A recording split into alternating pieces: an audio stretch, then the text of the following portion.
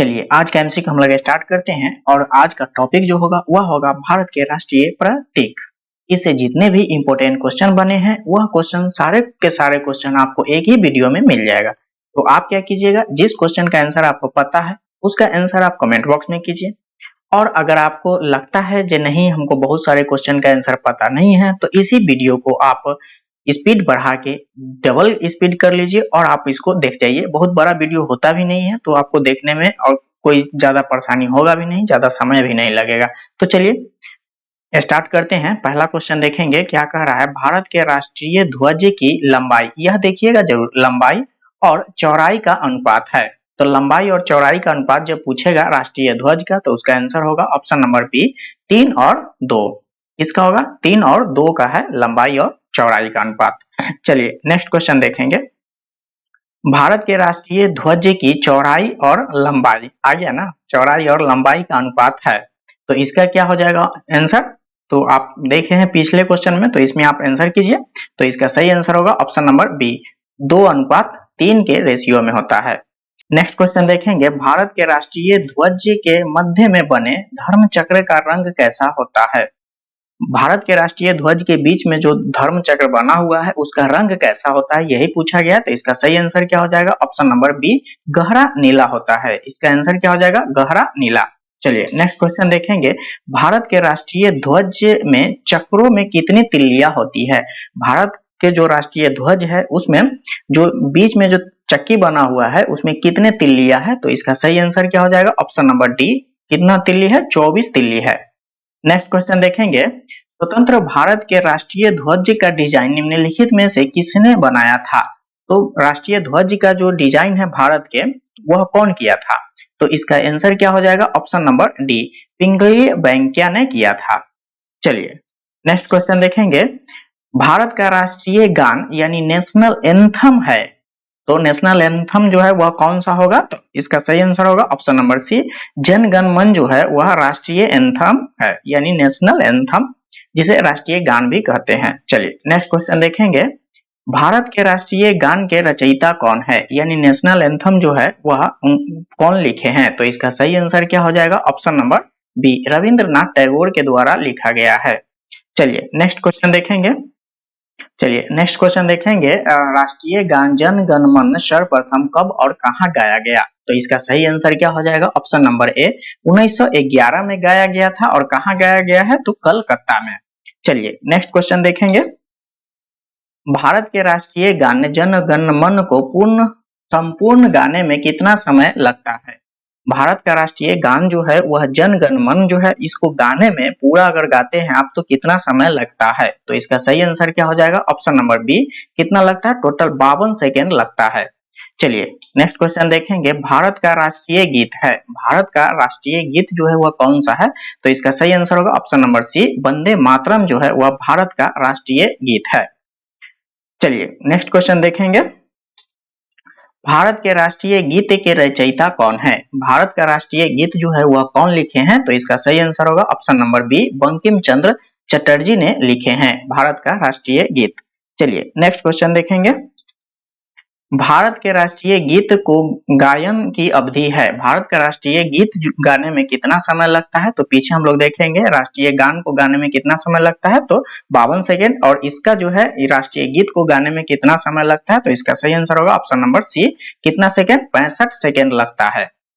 चलिए अगला क्वेश्चन देखेंगे, भारत का राष्ट्रीय गीत वंदे मातरम सर्वप्रथम कब गाया गया।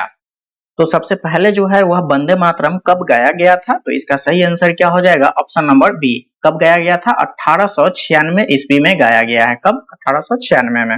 चलिए नेक्स्ट क्वेश्चन देखेंगे, भारत का राष्ट्रीय गीत वंदे मातरम किस ग्रंथ से संकलित है। वंदे मातरम जो है वह किस ग्रंथ से लिया गया है। तो इसका सही आंसर हो जाएगा ऑप्शन नंबर डी, आनंद मठ से लिया गया है। किससे, आनंद मठ से। चलिए नेक्स्ट क्वेश्चन देखेंगे, आकाशवाणी और दूरदर्शन के दैनिक कार्यक्रमों की शुरुआत किससे होती है, किससे शुरुआत किया जाता है। तो इसका सही आंसर क्या हो जाएगा ऑप्शन नंबर बी, राष्ट्रीय गीत से शुरुआत किया जाता है। चलिए नेक्स्ट क्वेश्चन देखेंगे, सारनाथ स्थित राष्ट्रीय स्तंभ का कौन सा भाग राष्ट्रीय प्रतीक चिन्ह के रूप में लिया गया है। तो सारनाथ के स्तंभ से जो है वह राष्ट्रीय प्रतीक चिन्ह जो है वह किस भाग से लिया गया है? तो इसका सही आंसर होगा ऑप्शन नंबर ए, शीर्ष भाग से लिया गया है। किससे? शीर्ष भाग से। भारत के राष्ट्रीय प्रतीक में निम्नलिखित में से कौन सा पशु दृष्टित नहीं है? तो इसका सही आंसर क्या हो जाएगा? ऑप्शन नंबर डी, हिरण को नहीं दिखाया गया है उसमें। चलिए नेक्स्ट क्वेश्चन देखेंगे। भारत के राष्ट्रीय प्रतीक के चिन्ह में कितने शेर दिखाई देते हैं? भारत के राष्ट्रीय प्रतीक चिन्ह में कितने शेर दिखाई देते हैं? तो इसका सही आंसर क्या हो जाएगा? ऑप्शन नंबर सी, कितना? 3 शेर दिखाई देता है। चलिए नेक्स्ट क्वेश्चन देखेंगे। भारत का राज्य चिन्ह अशोक महान द्वारा सारनाथ में स्थापित सिंह स्तंभ से लिया गया है। इस राज्य चिन्ह में मूल स्तंभ में कितने सिंह है? तो उसमें कितने सिंह है? तो उसमें जो है वह 4 सिंह है। इसका सही आंसर होगा ऑप्शन नंबर सी, कितने सिंह है? 4 सिंह। चलिए नेक्स्ट क्वेश्चन देखेंगे। भारत के राष्ट्रीय संपद के रूप में किस संपद को मान्यता प्रदान की गई है? भारत का राष्ट्रीय संपद जो है वह कौन से संपद है? तो इसका सही आंसर होगा ऑप्शन नंबर बी, कौन सा होगा? शक संपद। कौन सा है? शक संपद। चलिए नेक्स्ट क्वेश्चन देखेंगे। शक संपद पर आधारित राष्ट्रीय पंचांग प्रथम मास होता है। तो शक संपद पर आधारित जो कैलेंडर है उसका प्रथम महीना कौन सा होगा? तो इसका सही आंसर होगा ऑप्शन नंबर ए, चैत्र होगा। चलिए नेक्स्ट क्वेश्चन देखेंगे। शक संपद पर आधारित राष्ट्रीय पंचांग अंतिम माह होता है। शक संपद पर आधारित राष्ट्रीय पंचांग का सबसे अंतिम महीना जो है वह कौन सा होता है? तो इसका सही आंसर होगा ऑप्शन नंबर डी, कौन सा होगा? फाल्गुन। कौन सा होगा? फाल्गुन। चलिए नेक्स्ट क्वेश्चन देखेंगे। भारत का राष्ट्रीय पशु है। भारत का राष्ट्रीय पशु जो है वह कौन सा है? तो इसका सही आंसर होगा ऑप्शन नंबर सी, कौन सा है? बाघ। चलिए नेक्स्ट क्वेश्चन देखेंगे। बाघ से पूर्व भारत का राष्ट्रीय पशु था। बाघ से पहले जो है वह कौन सा राष्ट्रीय पशु था? तो इसका सही आंसर होगा ऑप्शन नंबर सी, कौन सा होगा? सिंह। चलिए नेक्स्ट क्वेश्चन देखेंगे।